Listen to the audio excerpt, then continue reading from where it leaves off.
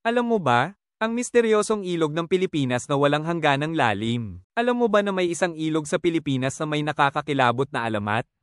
Sinasabing ang ilog Enchanted sa Surigao del Sur ay may mahiwagang kapangyarihan at may mga kwento ng mga taong bigla na lang nawawala matapos lumangoy dito. Ilog na walang hangganang lalim?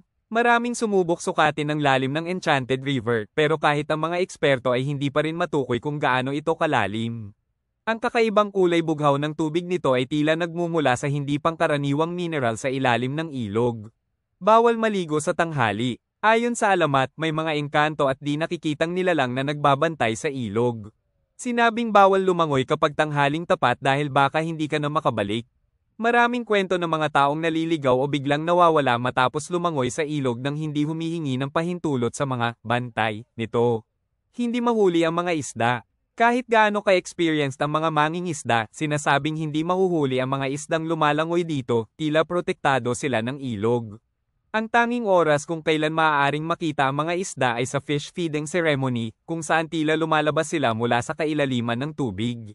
Scientific explanation: may mga nagmumungkahi na ang misteryo ng Enchanted River ay maaaring dahil sa kakaibang geological formation nito.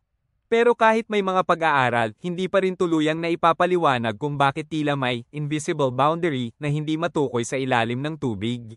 Isipin mo, isang ilog na hindi masukat ang lalim, hindi mahuli ang mga isda, at may mga kwento ng mga taong nawawala. Totoo kaya ito o alamat lang? Ano sa tingin mo? Ito ang Simply Marjun Channel, ang tambayan ng mga kwentong di mo aakalain.